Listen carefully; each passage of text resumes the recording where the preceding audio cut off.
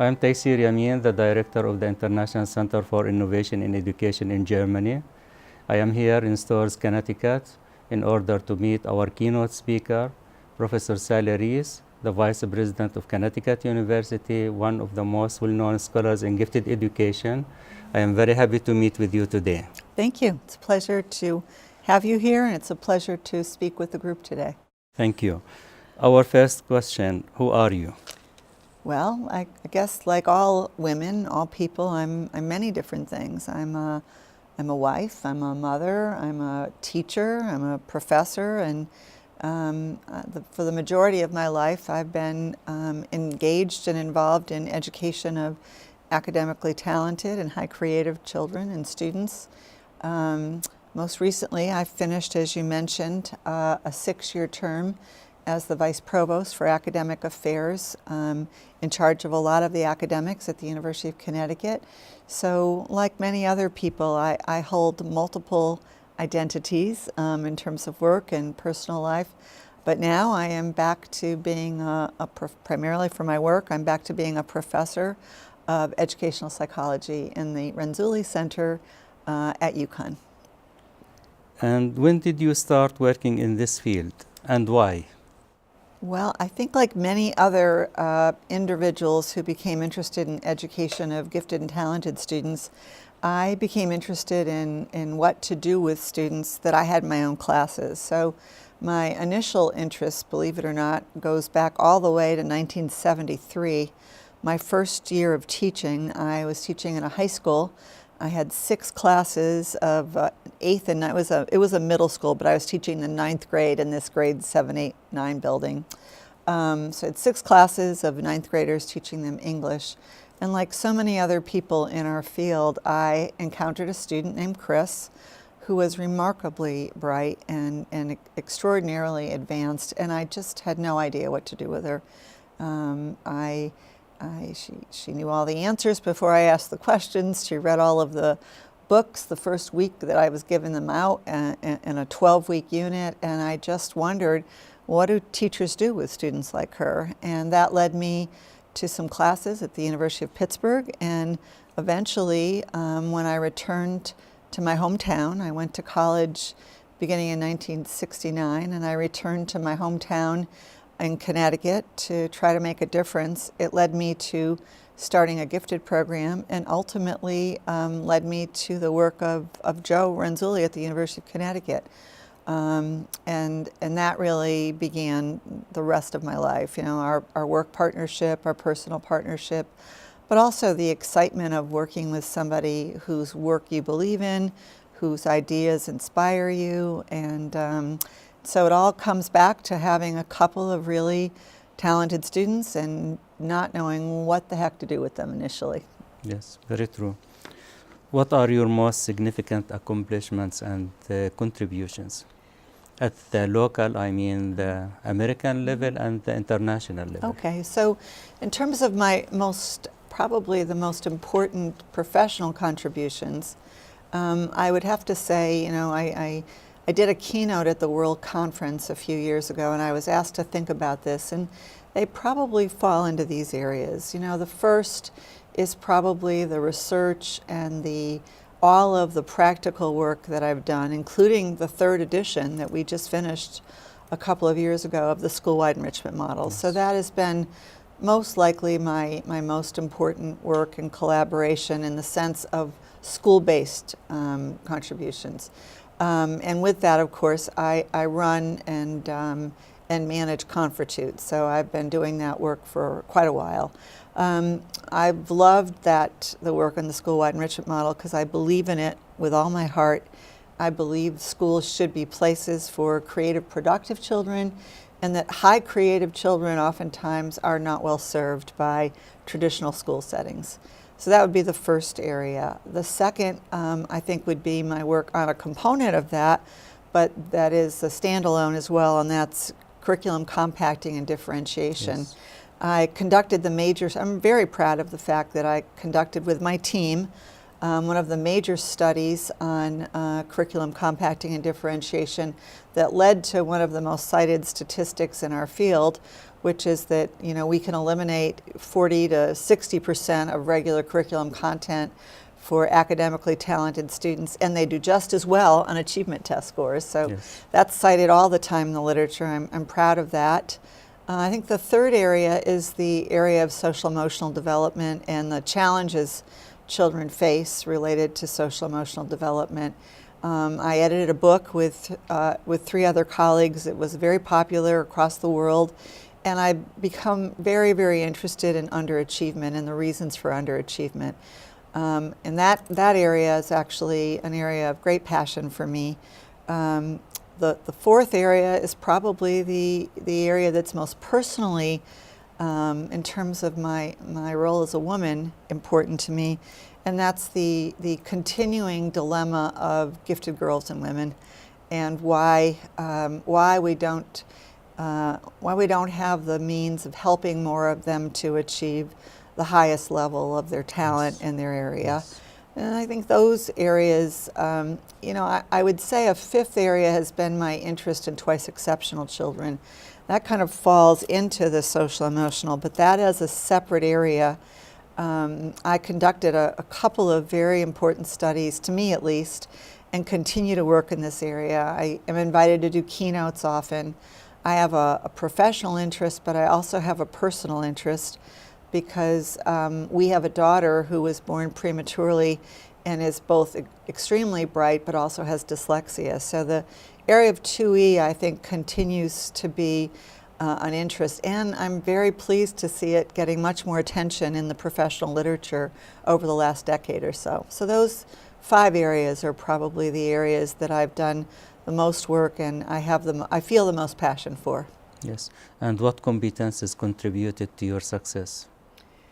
Well, I think I have worked very hard, but I've also been very fortunate in that I work best when I feel passionate about something, and my passion for something usually comes from a personal interest. So my passion for the school-wide enrichment model came from actually implementing a program based on it in the early 1970s, early mid-70s. I implemented one of the first enrichment triad model programs in Connecticut, and then in the area in which I worked, 2 or 3 of my colleagues also implemented programs based on the enrichment triad model. I was the first place to pilot, my district was the first place to pilot the SEM. So for me, a personal interest and also a sense that I can, with the work that I do, solve a problem. So I love the work on 2E because I understand that if we can't do something to look at the talents and acknowledge the interests and talents of youngsters that are both talented and also have disabilities, that many of these young people will not only fail to excel in life, but also just not do well in school. So I feel like a personalization of the problem for me, and also in terms of my own life, I'm very task committed, I'm very determined, and I've had the blessings of a supportive environment, an incredibly supportive spouse, and really wonderful colleagues. If you really want to work on something that you feel passionate about, it's really important, I think, to have a support group. And for me, I like working with partners because I think having an exchange of ideas and keeping to deadlines and working with other people that challenge your assumptions is a really powerful way to do your very best work. And why do you think that we have more women in gifted education than men? Because there are more teachers that are women. Yes. Women tend, interesting, I do keynotes, as you know, on gifted girls and women, and I happened to do a session just a couple of weeks ago, and I said, if all of the gifted and talented women leave the field of education, I think the field would be decimated. There are so many more women that go into teaching, and for all the right reasons, and sometimes some of the wrong reasons, thinking it's like we were told in the 70s, it's a good career if you happen to have children. It is an incredibly challenging, difficult career, and I think the very smart women who not only enter the field but stay in the field, are oftentimes the movers and shakers, and they understand what the loss of potential of all gifted and talented students, but particularly bright young girls that are not able to realize their potential. I think that's why so many women stay committed to the field of gifted education. In addition to all what you mentioned as, you know, your contributions at both levels, locally and internationally, also you work as an advisor. For some politicians, you know, sometimes they approach you to get an advice. And do you think it has any impact, you know, relating to decision making, relating to gifted education and investment in this field? I'm incredibly disappointed that we don't have more politicians across the globe, not just locally in our states, our districts, but nationally, national politicians and leaders who don't understand the impact of having 50%, up to 50% of gifted and talented students are underachieving in school, 50%. In urban districts, in suburban districts, in rural districts. And the impact of that loss of talent on our society is shocking to me. And I don't just mean talent in the areas you would normally expect. I mean, we normally expect gifted and talented students to grow up and be doctors and engineers and lawyers and leaders, but this is in every area. And you know, I want the most talented young people that are fascinated in communications to realize their talents. And I think that they're every single area of human performance and endeavor, the arts. You know, if you even just think about the loss of talent in young people who are leaving education. So to me, it's been my greatest disappointment in life to see that more leaders, more politicians, more leaders are not interested in this top group of talented students, because we're losing far too many of them. And you know, when we talk about also social emotional problems of the gifted, we find you were amongst a very limited number of people who were doing research, writing, or, you know, authoring materials and resources in this area. Why? You know, first of all, more people should be doing research in the area, Yes. but it's because the constructs are so difficult to define. It's difficult to get a universally accepted definition of giftedness. It's difficult to get a universally accepted definition of underachievers. There's one of the dichotomies that's so interesting to me is that the whole notion of gifted girls. So let me give you an example. Yes. There are more gifted girls who graduate as valedictorians and salutatorians and top students more than ever before, but the numbers of women entering the top areas, you know, how few women are leaders of their countries. I think 19 right now. I think of all of the representatives, ambassadors to the United Nations, there are only 30 women. If you look at the number of patents prior to the year 2000, you know, women held 1 to 2% of all individual patents. Yes. I think now just in the last 2 decades, it's up to 17, 18%. But even then, when 51% of our population internationally is women, why so few? Why so few women, you know, in those areas? So I think defining the constructs is difficult. Understanding that underachievement for a gifted and talented student could be getting C's in high school so they don't get to a competitive college, so that they don't learn to work, and I think that's why fewer people are doing it. It's also very difficult because a lot of this work has to be qualitative. We can't just look at case studies of people that are psychologists. We can't just look at numbers. You have to look at why the barriers, why underachievement happens. There's many different forms of underachievement. So it's hard to identify easily and simply the constructs. And then, of course, the people that are doing it aren't really doing intervention studies. We don't know what works to reverse underachievement. We don't really know the best ways to try to develop self-regulation and task commitment and self-efficacy in students that are beginning to become less engaged in their work, which usually happens in upper elementary and middle school. So, I think those are the reasons we don't have more people doing the work, but they're also the reasons we need more people doing the work. Yeah, true.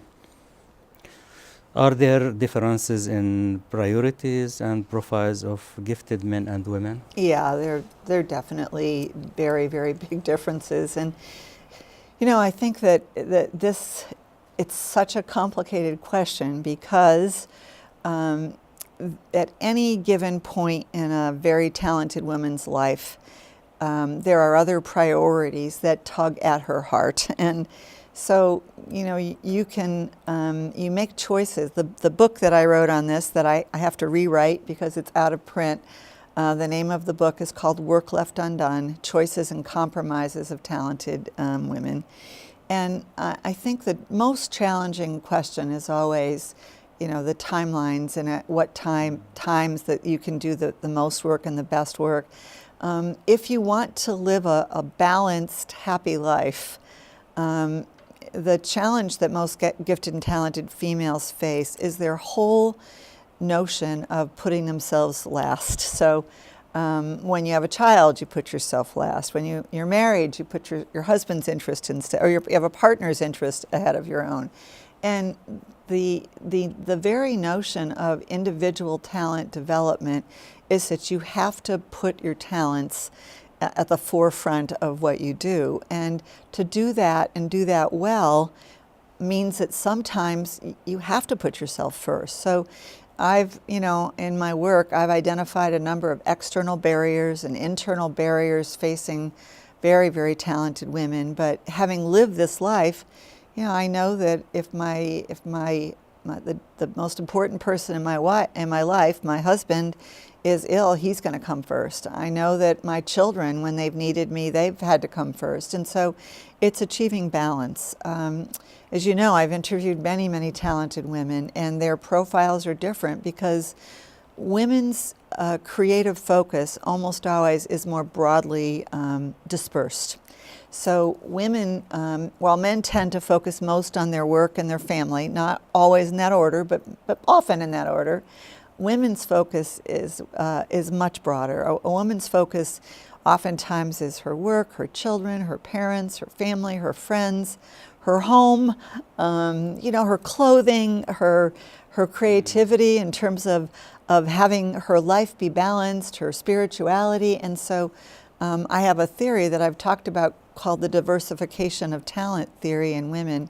And I think that a lot of the single-minded focus that women might need to pursue their work and win a Nobel Prize or to write the great Pulitzer Prize-winning novel is difficult to achieve because they're caring for others, and the disbursement of their talents to multiple areas is always a factor in their lives. So, I've talked a lot about a later timeline for women, a timeline where when there's more time for their own work, a period that I'm in right now, and women in their 50s and in their 60s can have a more single focus because things in their life have changed a little bit. So I actually believe for highly creative women, their best time might be older age. And we may find in the future that as people live longer, that's actually a very good time for all gifted and talented people. But these are some of the ideas that I'm exploring right now. This implies that women tend to sacrifice more than men. I think women do sacrifice for others more than men do. And I think that the way they're raised is to put their own needs oftentimes as secondary to the needs of others. And so that in some ways conflicts with what you have to do as a gifted and talented individual pursuing your work. I think it's very, very difficult for women to turn their backs on things that they think are critically important, particularly at various stages in their life, when their children are young, when their husbands, again, need them for very, very important life decisions and life choices. But I also think it's your friends that need you, it's your parents that need you, it's the society. You think about all the volunteer work that women do. I mean, if women stopped volunteering their time and their energy and their creativity, much of what we need for the social fabric of a good life in our world would be lost. And yet women oftentimes do that without pay, without any attention, without asking anyone to notice that they're doing it. So I think women, again, oftentimes sacrifice their own ambitions and goals for the ambitions and goals of others and the betterment of the world, too. Does that mean that you recommend women to be a little bit selfish? I'd like to define it as not as selfish, but as understanding that if you're going to grow into a person that is happy with your life, you have to have some time to spend on things that you're passionate about. So what I say in the work that I've done on gifted girls and women is the saddest thing for me is to interview somebody who looks back at her life with deep regret. And the regrets that I hear from the older women that I've interviewed is almost always that they didn't pursue a passion, their work, with a little bit more time and intensity. So I can just tell you that I don't think my daughters or my husband had any difficult times in their life because I wrote a book or because I spent time doing something that I love for work, because I came back to them happier, more fulfilled, and when I'm happy with myself, I can be better at the other things I have to do in my life. So I do think the level of sacrifice that's needed for the ultimate success, like a Nobel Prize, a Pulitzer Prize, winning, and these awards, are only gotten by a very, very small number, but there are many, many more men who win them, and there are many, many more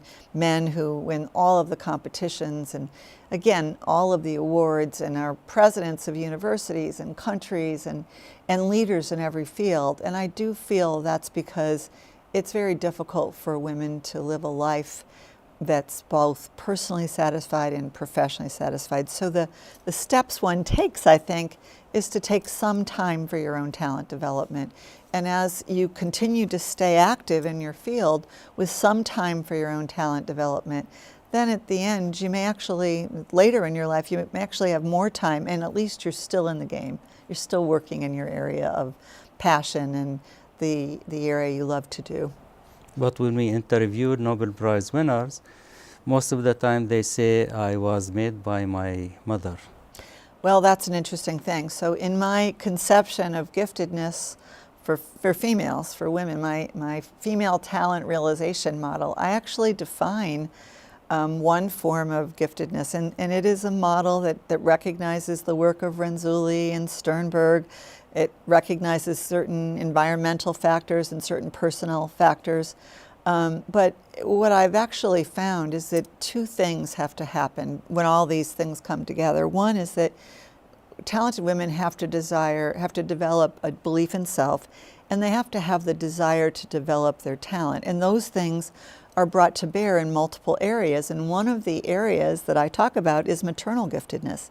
Einstein, Edison, many of the people that we recognize as the greatest creative contributors, Emily Dickinson, many of the women, many men, would not have accomplished what they did without a woman in their lives. Their mother, their sister, their spouse, their best friend, a partner. So I believe in maternal giftedness, family giftedness. If one of my daughters goes on to produce or create or develop something that changes the lives of others, I've had a part of that. I've contributed to that. And I think that's where you hear the Nobel Prize winners talking about their mothers, their partners. And certainly we know that's true of, again, some of the greatest scientists. Think of Edison and Einstein, what they would not have done without their mothers, their sisters, their spouses. So again, there's a lot of women who are part of the backdrop of talent development, and their roles are critical, and we need to recognize and celebrate those roles. And you know, Sally, even when we invite, parents to come for a meeting in order to discuss issues relating to their gifted children, most of the time you find mothers are coming. Which is why I believe in maternal giftedness, and also why I believe so much in talented women staying in education. Their gifts and talents may go unrecognized by all but other educators and parents, but they're critically important. And again, if you look at the audience today and the audience at most gifted education conferences, there are many extraordinarily smart, talented women that are fascinated by this field because they realize they can be a part of helping to develop talents in others. And that's a wonderful role to have. It's a role I loved myself in my own life.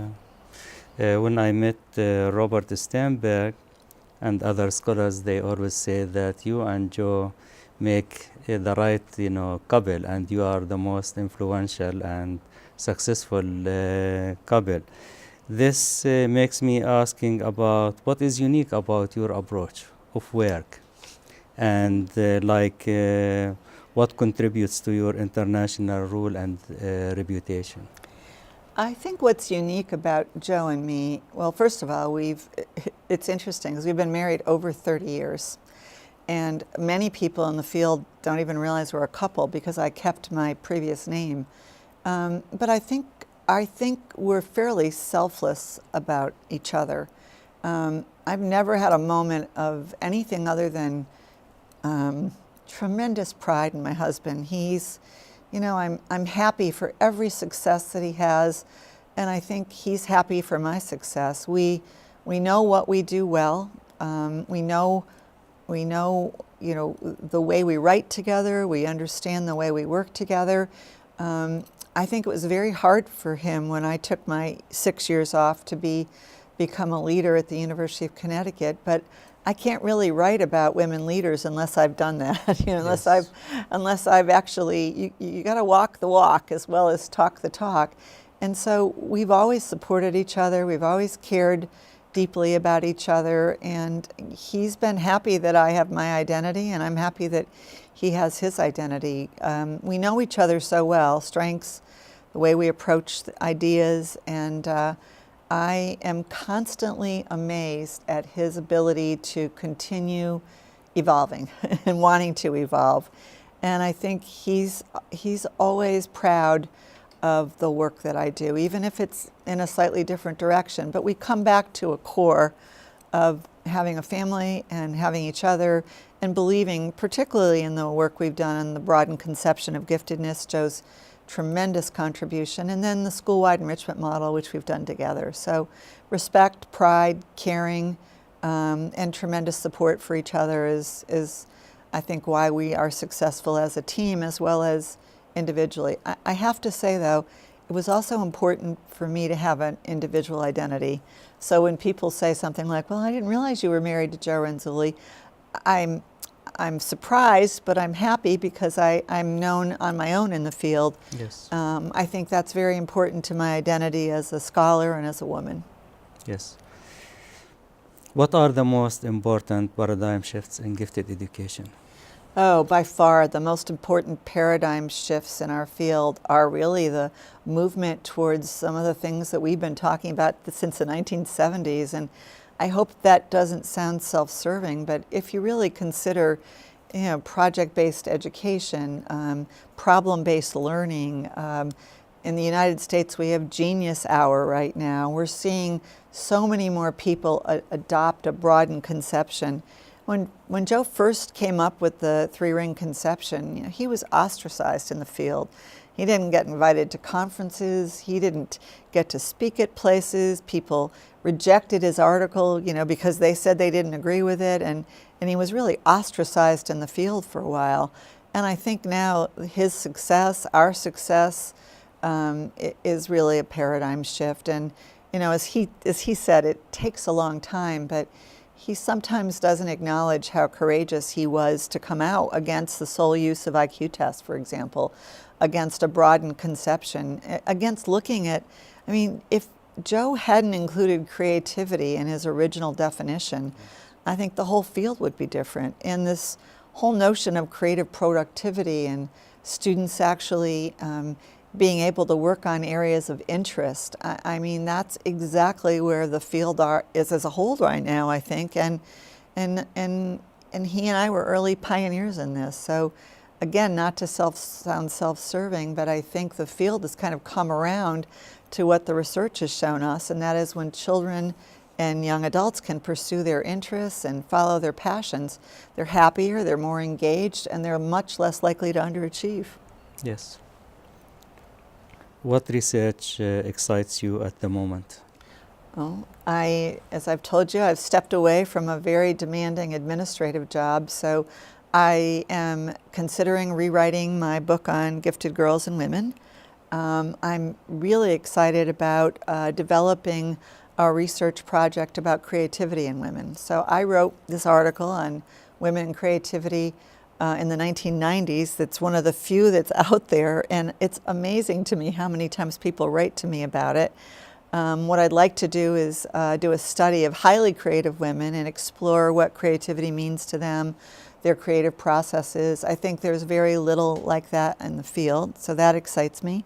And I continue to be excited by the work I do with Joe. You know, Renzulli learning was an early idea that I had relative to watching so many young people and so many teachers struggle with replacement activities for compacting. I am interested in personalized learning, and I continue to be interested in predicting creative productivity from young children to adulthood. I'm interested in what could we look for in children that might predict which students might need more services and what kinds of services we need to give students. But I think my first big study is going to be the study of highly creative, very talented women.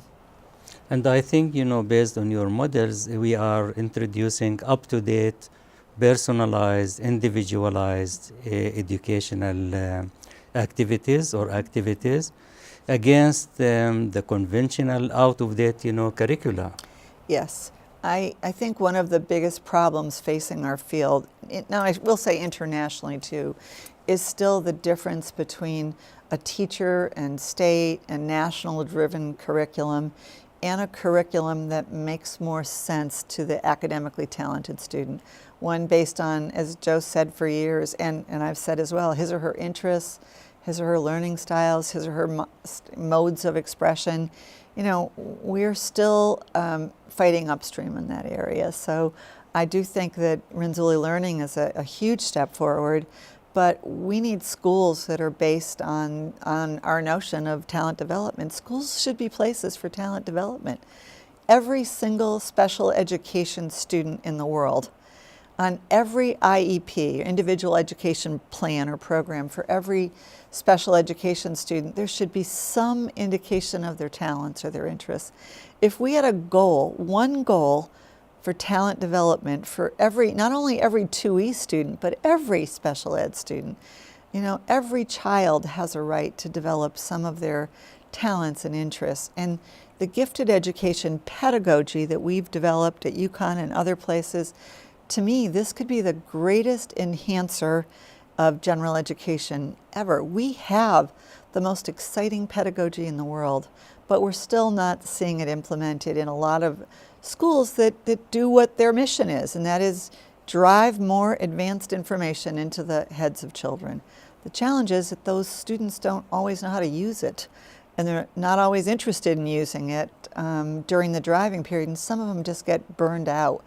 And also, we're not teaching them how to learn, we're teaching them stuff.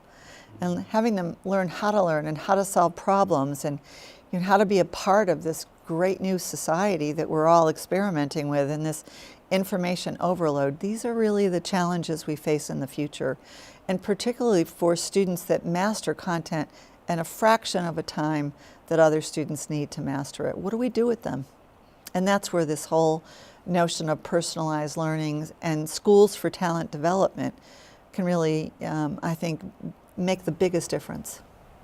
You did a very impressive research study. It was like review for research available, and you came up with a very important number of implications. Right. What are the most important implications? So I think you're saying, is there still a need for gifted education Yes. in our Yes, education system? Yeah. I wanted to do that for a number of reasons. One is I have people say to me all the time, do we really need gifted education anymore? You know, there aren't as many programs as there used to be, and you know, the answer is a resounding yes. And for some of the reasons I've mentioned today, when we know that in some urban school districts, up to 50% of gifted and talented students are underachieving, in rural areas or in countries that don't understand the needs of gifted students, there are no services.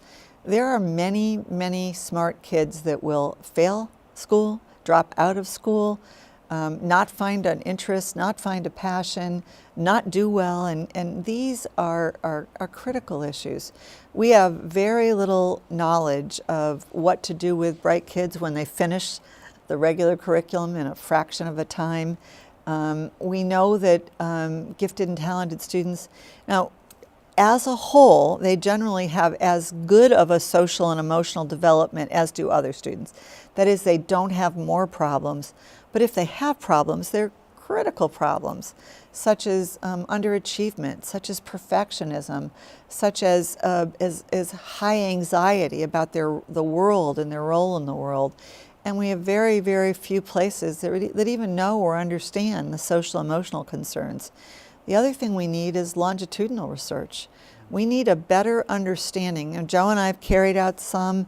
Many of our colleagues and people that have done their degrees with us have done studies of longitudinal impact of programs. We know some of the things that make a difference, but we're not seeing enough of this being done. So we need these programs. We need to do more research on these programs, and there's still a critical need, you know, particularly for students who don't have support at home or at school. Now, there are some bright kids that are going to do very well. They're going to grow up, they're going to be doctors, they're going to be lawyers, engineers, they're going to be professors, but I'm not sure that without what we know, they're going to be as creative or curious or invested in solving the problems of the world. You know, Joe and I have always believed that gifted and talented students and kids with high potential should be the ones that we entrust the knowledge and the understanding of what to do to make the world a better place. And even just a simple study, you know, like Bob Sternberg's been doing, and Howard Gardner's been doing, and Joe's been doing, of how people can use their talents to improve the human condition, that's important, because we need to know what it is we can do, what kind of triggers we can do to convince talented young people not to use their talents to make a lot of money, but rather to use their talents to make the world a better place. These are critical issues, and that's completely needed still in our field. How could we get more potentially gifted people in teaching profession? Well, because this is like very critical issue, you Yeah. know, when it comes to gifted education. we can make teachers more leaders. We can Yes. give them more autonomy. We can give them more choices. We can take away, you know, the administrators who don't understand this area. We can have, you know, visionary superintendents that understand that when smart people enter the teaching field, they need to be able to make some choices of their own. They have to have things they can do that they feel passionate about. It's one of the reasons Joe and I love doing Confertute in the summer, is we get so many passionate, highly creative teachers that say, I was thinking of leaving teaching until I came to your summer institute. It's just a week, but it just encourages and gives people hope about going back into their profession with new and creative ideas. I think teachers need more autonomy, more freedom, and more support for their own creativity. And I think in many places we're doing the exact opposite of that, unfortunately. We consider you as a role model in gifted education. So what is your advice for young scholars, young researchers? That's a very good question. But my advice for young scholars and young researchers, I think particularly at this time, is to find something that they feel passionate about. You should do research on things you believe in. You know, and I felt so lucky in my life that I was able to do, we had the funding from our National Research Center to do a really good study on compacting. But even before I had the money for research, and we had the money from the government in the US, I did things I was passionate about. I spent years on my gifted women study. I spent a long time on the 2E study, interviewing students at universities that had learning disabilities and looking at the paths that they took and the things that what they encountered, the obstacles they encountered. So I think you have to, first of all, find your own interest. I think secondly, I've been blessed with great partners. So having people to work with that will challenge your assumptions, as I said, and inspire you to do well. I've been blessed to have that in Joe and my friend Susan Baum and my partners at UConn, Del Sigley, Jean Gubbins. To find somebody you can write with, I think always gives you an added benefit of different perspectives, and somebody, again, challenging your work and ideas and findings, which has been very, very helpful. I think also finding schools to work with. There are a couple of dozen schools that welcome Joe and me, schools and districts, because they know we do ethical research, we do it well, we keep our promises. But we started small. We started doing some of our work in our daughter's school. We started in the school district in which I was working. I have a background as a teacher. I was a gifted program coordinator. So I think to develop a relationship with a school where you can do your very best work for that school, keep your promises. And I guess last, I would say that do something that you feel is going to have practical importance and meaning. Every study that I've done is something that my work, for example, my most recent work, an outgrowth of SEM, has been on talented readers. And there's so little out in the field on talented readers that I felt I could make a difference to parents, to teachers, to students themselves. So to do something that you feel has practical significance will make a difference in schools. That's guided our work and my work as well. And if they are lucky enough, they will have like a very healthy, supportive atmosphere. Yes. As the one you have here at UConn. Yes. We've been very blessed to work at the University of Connecticut. We've been blessed by our donors, Ray and Carol Neag. We've been blessed by the university. It's given us an environment where we could bring in the kinds of research, but also run our summer programs and our student programs. So yes, finding an environment. But I do want to say that even before I was at UConn as a teacher in a school district, getting an advanced degree, I had a curious spirit, and I was always interested in doing research. So if you wait till all the conditions are perfect, you won't do it. I think starting small and then working up to studies that are more national and have more impact, but starting doing something is really critical. Find out where your own students are. Ask your students on a regular basis, is what you're doing making you happy? Why are you struggling with this? What's going on that you're not able to complete something? That actually helps a lot of underachieving students because it begins the process of metacognition. So you can do action research studies even in your own schools and districts if you have willing, supportive administrators and people around who understand the importance of the work you're doing.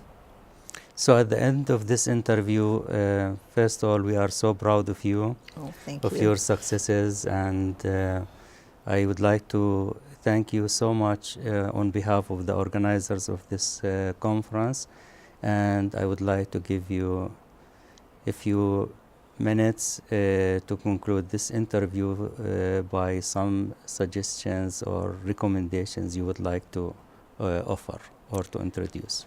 All right, well, thank you. First of all, thanks for your friendship. As Joe said, we have many of our international opportunities and our connections have been because of the work that you've done. We've also been blessed by our partnership with Victor Muller and Salome Oppenheim in Switzerland. Salome and Victor have been dear friends.